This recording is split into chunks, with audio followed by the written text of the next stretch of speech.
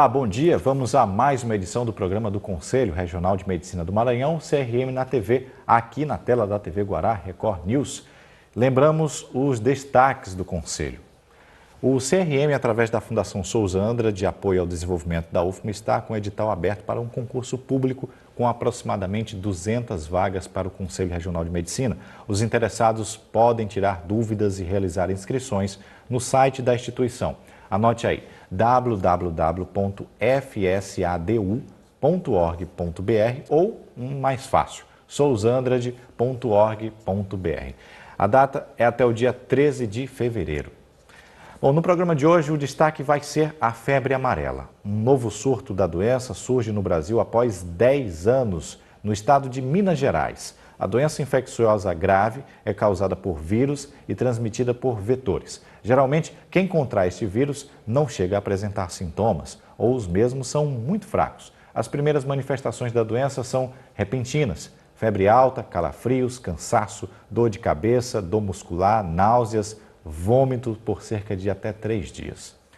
A forma mais grave da doença, e rara, costuma aparecer após um breve período de bem-estar, até 2 dias mais ou menos, quando podem ocorrer insuficiências hepática e renal, icterícia, que são os olhos e a pele amarelados, manifestações hemorrágicas, cansaço intenso. A maioria dos infectados se recupera bem e adquire imunização permanente contra essa febre amarela.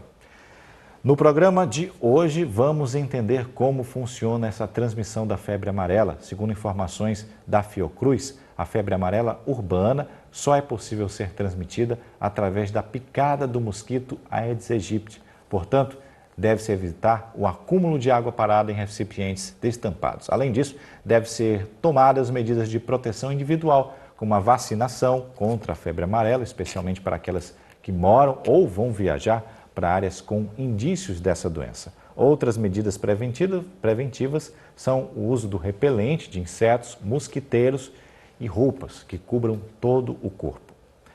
O CRM na TV de hoje com destaque especial para o assunto que precisa de muita compreensão. Fique conosco, o CRM na TV está só começando aqui pela TV Guará, Record News.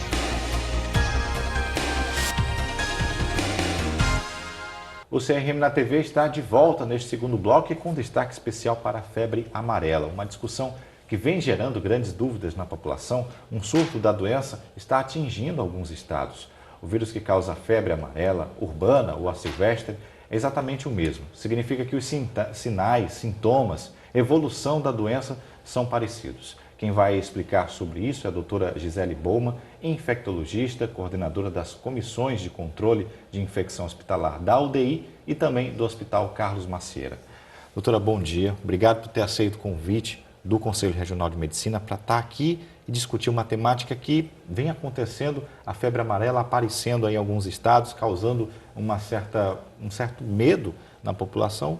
Obrigado por estar aqui com a gente para discutir essa temática. Bom dia, obrigada pelo convite. Bom, eu começo questionando sobre a definição do que vem a ser a febre amarela, para que o nosso telespectador possa compreender. A febre amarela é uma doença causada por um vírus muito semelhante ao vírus da dengue, que é a mesma família, a família Flaviviridae. E é um vírus que tem uma capacidade de causar uma doença muito grave, né? Uma febre hemorrágica. Assim como alguns casos graves de dengue, a febre amarela também tem uma capacidade de causar uma doença muito grave, né?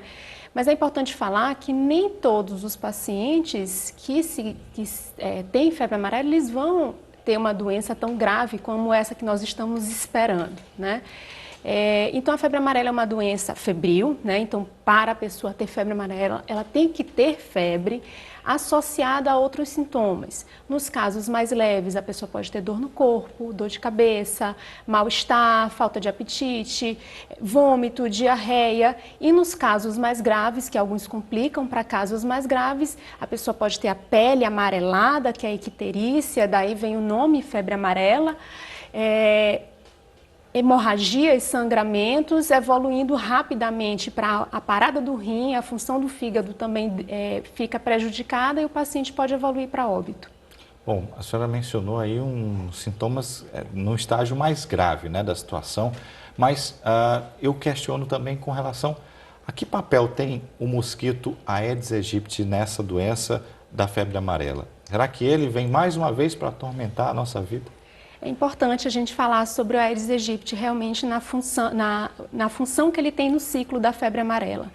A febre amarela é uma doença que, como você falou no início, ela tem a capacidade de se apresentar com 2 ciclos. O ciclo silvestre, que é esses casos que nós estamos tendo agora, esse surto que está tendo agora, mas são casos que sempre tiveram, que é transmitido por outro mosquito, que é o hemagogo, que está dentro da selva, que está em outro ambiente, não está na área urbana. E o ciclo urbano, que não está acontecendo nesse momento, que é o transmitido dentro da cidade, que pode ser causado pela Aedes aegypti.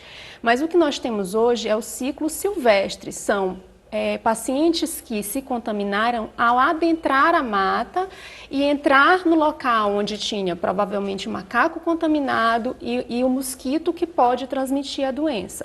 Nós não tivemos caso ainda diagnosticado de febre amarela urbana, mas é sempre uma preocupação hoje. Anos anteriores, é sempre uma preocupação da volta da febre amarela urbana, por quê? Pelo descontrole do Aedes aegypti. O Aedes aegypti é um mosquito de difícil controle por razões sociais, pelo estado socioeconômico que nós vivemos hoje, a gente tem uma dificuldade muito grande do controle do Aedes aegypti, né? E por ele ser um possível transmissor da febre amarela dentro do nosso ambiente urbano, a volta da febre amarela urbana, que está erradicada desde o início dos anos 40, pode voltar sim por esse número grande de Aedes aegypti que nós temos no ambiente. E as barreiras, falando sobre essas barreiras que os órgãos, as gestões devem fazer, a gestão tanto federal quanto estadual. Eu tenho a informação que o presidente da Fiocruz até mencionou que estava praticamente inviável combater esse mosquito, é praticamente impossível, mas que as vacinas seriam as formas de conter essa problemática. Seria só as vacinas, essas barreiras? Não, é importante sempre falar da febre amarela, que ela é uma doença que nós podemos prevenir através de vacina, né? E isso é um grande diferencial, é uma vacina extremamente efetiva, né? E lembrar que nós, no Maranhão, nós estamos em uma área considerada endêmica de febre amarela. Então, nossos filhos, nossa geração já é para estar vacinada para a febre amarela. Faz parte do calendário vacinal aqui do Maranhão, febre amarela, assim como outros estados. Então, por ser uma doença imunoprevenível, ou seja, existe vacina para ela, nós não temos um desespero tão grande porque existe essa maneira de se prevenir. Porque se a gente dependesse realmente só do controle do mosquito Aedes aegypti, aí a gente ia estar numa situação de fato de calamidade pública. Porque o grande problema do controle do Aedes aegypti é que todos nós temos que nos dar conta que não é um trabalho do Ministério da Saúde, não é um trabalho da vigilância, é um trabalho de todos nós. É identificar o foco e tentar combater o foco. Eu acho que todos estão cansados de saber como eu faço no meu ambiente, na minha comunidade, para controlar o Aedes aegypti. O que faltam são ações individuais, ações de pequenas comunidades, porque as campanhas já foram lançadas, as medidas já foram feitas e a gente vê um descontrole do mosquito. Mas, de fato, é por causa disso, porque eu acho que falta a população tomar para si que isso é um problema da população. Claro que nós temos que ter apoio dos órgãos superiores, mas o controle do Aedes aegypti é um problema meu, é um problema seu, é um problema de todos nós. Doutora, existem pesquisas, existem alguns estudos, qualquer coisa que faça, a senhora já mencionou e reforçou o papel da população, o papel da sociedade nessa luta contra esse mosquito, mas os pesquisadores não encontram um outro meio de derrotar esse mosquito, de, ao invés dele transmitir a doença para a gente transmitir a doença para ele e eles se exterminarem? Não existe um efeito contrário? Como se fosse uma arma biológica? Isso. Na verdade, existem alguns predadores naturais do mosquito, mas o problema é que a quantidade é muito grande, né? É um descontrole pela situação que nós vivemos hoje de lixo na rua, de acúmulo de água. O Aedes aegypti tinha hábitos de água limpa. Hoje em dia, a gente sabe que ele já consegue se reproduzir em qualquer água parada, né? Então, assim, cabe a nós a educação de todos à nossa volta, dos nossos filhos, da escola, de todo mundo ficar com essa preocupação, senão não vai ter controle. E aí a gente não está falando só da febre amarela, que é uma doença extremamente grave, que nesse momento está na atenção, mas nós estamos falando da dengue, que há muitos anos nós não temos conseguido controlar, os casos só aumentando. Nós estamos falando da zika, a gente está falando da chikungunya, que é uma doença que veio para mostrar o quanto nós estamos suscetíveis a uma situação, né? Quando era só dengue, a gente sabe que os pacientes de dengue, 99% evoluem muito bem, né? E tem aquele 1% que pode ter um caso mais grave, então aquele caso mais grave nos chama a atenção. Aí veio zika com um grande problema para as gestantes, com possibilidade de infecção congênita, e a chikungunya, que é uma doença que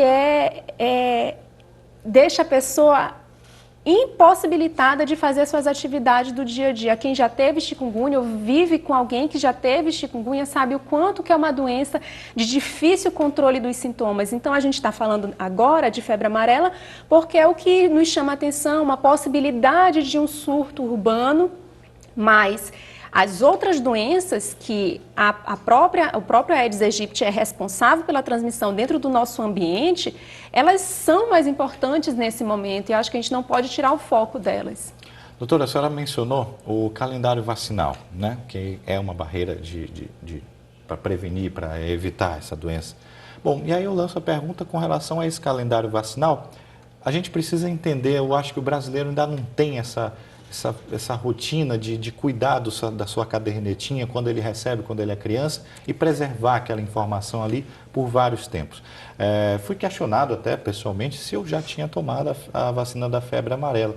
Não lembro. Eu confesso que eu também não tenho essa caderneta guardada, não tenho esse hábito. O brasileiro tem que adquirir esse hábito de conhecer quais são as vacinas que ele toma, para que ele possa aí evitar um problema mais na frente. Falando um pouco sobre esse calendário vacinal, a partir de quando as crianças têm que tomar essa vacina? Não, com certeza, todos nós temos que saber o nosso status vacinal, né? Não só para febre amarela, mas como para outras doenças imunopreveníveis, né? Eu acho que hoje em dia é inaceitável nós termos uma doença para a qual existe prevenção. E é uma vacina que ela é oferecida pelo sistema público, então a gente não precisa pagar pela vacina. Hoje em dia, no calendário vacinal das áreas endêmicas, da qual o Maranhão faz parte, a vacina ela é oferecida a partir dos 9 meses de idade, com reforço com 4 anos. Né? Então, a criança ela já tem no seu calendário vacinal 2 doses. E as 2 doses são suficientes para a imunização permanente, para o resto da vida. Né? Aqui no Brasil, essa é a orientação. 2 doses de vacina a gente considera imunizado por toda a vida. Mas, por exemplo, os adultos que não sabem sua situação vacinal, o ideal é tomar 2 doses de vacina, né, com um intervalo de 10 anos entre elas, sabendo que se eu nunca tomei nenhuma dose de vacina e eu for viajar para uma área que está tendo, de fato, a doença, eu tenho que aguardar 10 dias para que eu possa me considerar imunizado para a febre amarela. Se for a primeira dose, se for a segunda, não. Se for só um reforço, eu posso tomar a vacina e em seguida já viajar sem problema nenhum. Né? Senhora, eu queria chamar um alerta que a senhora mencionou. Existe um dito popular que tudo demais faz mal. Se a pessoa não souber quando ela tomou a vacina de febre amarela e ela havia tomado dentro desse espaço de 10 anos, ela repetir a dose, né, tomar uma dose, ela pode haver complicações para ela? Na verdade, a complicação não vai ser maior para esse paciente do que para os outros. É simplesmente a falta de necessidade de fazer o uso da vacina. Mas é importante você falar que você falou de se ela pode ter complicações, né? Como toda vacina, a vacina da febre amarela pode ter complicações e é uma coisa que nós, profissionais de saúde, sempre nos preocupamos numa situação de comoção nacional, uma situação que as pessoas procuram tomar a vacina mesmo quando não há indicação. querem fazer a vacina, mesmo já tendo o esquema completo, você se coloca em risco. Por quê? Porque toda vacina tem um risco, né? E a vacina da febre amarela, por ela ser um tipo específico de vacina, ela é uma vacina de vírus atenuado, ela não é vacina de vírus morto, né? Algumas vacinas são vacinas com vírus mortos, que não têm capacidade de causar uma doença, né? Por exemplo, da gripe, não tem capacidade de causar doença. Ela pode ter reação, mas ela não tem capacidade de causar doença. A vacina da febre amarela é uma vacina de vírus atenuado. Ela só é eficaz se o vírus não estiver morto, ele tem que estar dormente, né? E em alguns pacientes que têm o estado imunológico comprometido, por exemplo, pessoas vivendo com HIV, pessoas que fazem quimioterapia, transplantadas, grávidas, né? Idosos acima de 60 anos, a gente sempre tem que considerar nesses pacientes, colocar na balança o risco-benefício da doença pela chance maior de ter complicação. Mas a complicação ela pode acontecer em qualquer um de nós, independente do nosso status imunológico, né? E Bom, complicações que podem ser graves, né? Claro. Doutora Gisélia, a senhora mencionou aí uma parcela que são as gestantes, os idosos, e a gente vai fazer um intervalo. Na volta já lanço o desafio para a gente aprofundar sobre essas duas situações, né? Dos idosos e as gestantes. A gente vai para o intervalo e volta daqui a pouquinho.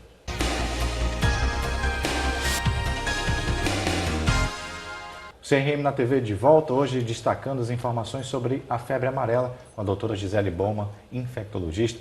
Doutora, a gente falava no bloco anterior sobre a vacina, né, a atuação, como estabelecer esse calendário vacinal, questionando agora sobre os idosos e as gestantes. Começando pelos idosos, eles também fazem parte desse esquema de vacinação? Para os pacientes acima de 60 anos, que de fato estão pensando em se locomover para uma área onde está tendo com certeza casos de febre amarela, a gente sempre tem que colocar na balança o risco-benefício, né? Então, avaliar se para aquele paciente vale a pena. Na maioria das vezes, sim, né? Se eu estou indo para uma área de risco, eu posso ser contaminado por uma doença potencialmente fatal, eu vou levar isso em consideração. Mas se o idoso está aqui em São Luís, onde nós não estamos tendo caso de febre amarela, vale a pena fazer essa vacina? Provavelmente não. Então, nesses casos onde o paciente tem uma limitação do uso da vacina, a gente sempre tem que levar isso em consideração. Colocar o paciente em primeiro lugar e saber qual é o risco que ele tem de tomar a vacina e de ter a doença. Se a chance dele ter a doença é mínima, próxima de zero, não tem por que a gente colocar ele no risco da vacina, né? De ter uma reação à vacina. A mesma coisa a gestante. A princípio, a gente não faz a vacina na gestante, mas se ela estiver numa área onde está tendo casos de febre amarela confirmados, ela vai ter indicação de fazer a vacina. Bom, essas gestantes é uma parcela da população que fica cheio de dúvidas, né? Teve o bebê. Depois que o bebê tem um calendário vacinal, que a senhora já mencionou qual é o período que deve tomar a vacina, mas em situações de surto, como a gente vem apresentando que alguns estados do Brasil tem esses surtos já evidenciados, o que a mãe deve fazer? O que o responsável deve procurar fazer para proteger seu filho? Isso é muito importante, porque no calendário vacinal, a vacinação de febre amarela começa aos 9 meses, mas numa situação de surto, nós começamos a vacinar com 6 meses. E esses 6 meses realmente é um marco, pois a mãe que está amamentando, ela não deve tomar a vacina se o bebê tem menos de 6 meses. Ela tem contraindicação do uso da vacina nesse período. Então, é pensar que ela e o bebê fazem parte do mesmo complexo, né? Então, ela ao tomar a vacina com o bebê com menos de 6 meses, ela vai passar através do leite materno a vacina. E para um bebê de 6 meses, de menor que 6 meses, não é indicada a vacina. Existem reações dessa vacina no bebê, nas pessoas que tomam essa vacina? Qualquer pessoa pode ter reação, né? A vacina, as reações mais comuns da febre amarela, como qualquer outra vacina, é dor no local da aplicação, né? A principal reação, acho que a grande maioria das pessoas sente no outro dia dolorido, incômoda, né? Não pode mexer o braço. Com justificativa, afinal de contas, houve uma agulhada aqui, né? Mas outros sintomas podem aparecer também. Sintomas de febre, dor no corpo, fraqueza, vontade de ficar deitado, pouco dor de cabeça. Isso pode acontecer, não são sintomas, não são reações graves, mas existem as reações graves, que nós sempre temos que estar de olho e orientar a população. A chance de você ter uma reação grave é menos de um caso, meio caso a cada 100 mil doses de vacina, de reação grave. Isso significa o que, essa reação grave? Encefalite, que a pessoa fica confusa, com convulsão, o cérebro pode inchar, né? Isso é uma reação extremamente grave, com potencial óbito para o paciente. Pode ter síndrome de Guillain-Barré, que eu acho que a gente conversou muito sobre síndrome de Guillain-Barré também quando a gente começou a ter número de casos grandes de Zika, então isso pode acontecer com a vacina da febre amarela. E uma reação que é grave também, que é uma simulação no próprio organismo da própria febre amarela. Então, que dá todos os sintomas de febre amarela, é a febre amarela mais do vírus vacinal. E as condutas, nesse caso, são exatamente iguais ao paciente que tem a doença causada pelo vírus natural mesmo. Doutora Gisele, a senhora já falou nos sintomas, depois que toma-se a vacina, mas aí agora falando dos sintomas da doença, da febre amarela. Quais são os sintomas e como é que é feito o diagnóstico dessa doença? A febre amarela, ela tem uma característica dela, né, que a febre amarela clássica, né, como eu vou encontrar descrito no livro, ela é considerada bifásica.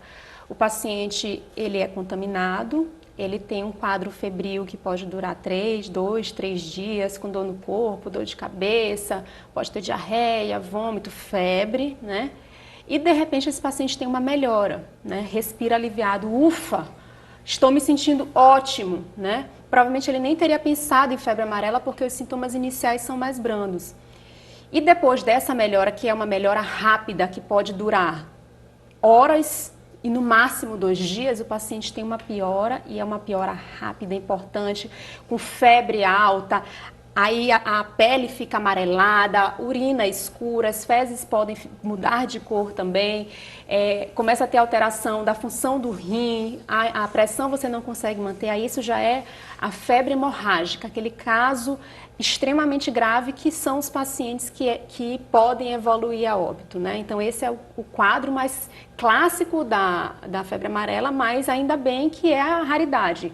Nem todos os pacientes vão evoluir dessa forma. A maioria dos pacientes vão ter um quadro oligossintomático, ou seja, com poucos sintomas e não vão precisar evoluir para essa forma. Mas quando ele evoluir para essa forma grave, esse paciente ele precisa estar internado, né, monitorado, na enorme maioria das vezes precisa de leito de terapia intensiva, né, para monitorização, até porque não existe um medicamento antiviral específico para a febre amarela. Diferente de algumas outras doenças que nós temos um medicamento específico para matar o micro-organismo, para a febre amarela, assim como na dengue, assim como para a zika, para a chikungunya, no momento nós não temos um antiviral específico para essa doença. Então a gente só pode dar suporte, dar bastante soro, dialisar quando precisar dialisar, fazer todo o suporte do paciente, dar hemoderivados, sangue, plaqueta, eventualmente se o paciente precisar. E é isso tudo que nós podemos fazer para o paciente. Até por isso que a letalidade para esses pacientes que evoluem para a fase grave, para a forma grave, é muito grande, porque a gente tem muito pouco a oferecer, só o suporte e esperar o próprio corpo conseguir combater o vírus.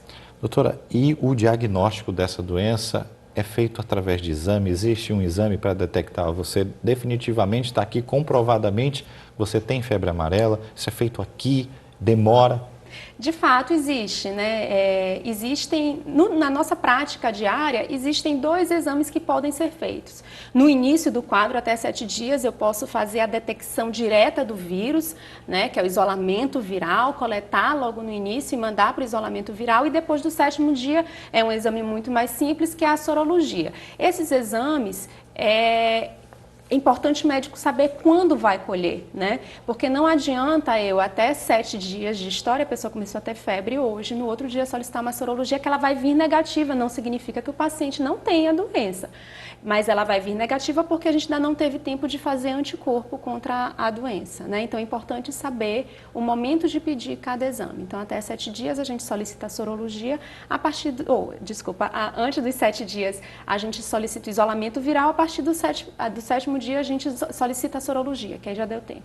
Esses exames são feitos, são colhidos por um laboratório que é cadastrado pelas autoridades sanitárias, aqui é o LACEN, né, o Laboratório Central, e esses exames geralmente eles são enviados para uns laboratórios de referência, assim como o Maranhão faz, a grande maioria dos estados fazem, né? E aí os resultados a gente consegue ter depois. Mas a gente não espera esse resultado, né? Porque o paciente com febre amarela, ele é um paciente que tem pressa, né? Então, todas as medidas têm que ser feitas a partir do momento que você suspeitou da doença. Então, aqui, mais uma vez, a importância da gente falar da suspeição clínica, né? O paciente vindo de uma área onde está tendo a doença comprovadamente e que tem sintomas daqueles que a gente falou no começo, o médico tem que pensar e tentar identificar a piora do paciente para fazer as medidas de controle. A senhora já, em rápidas palavras, mencionou como funcionaria, então, portanto, a rede pública.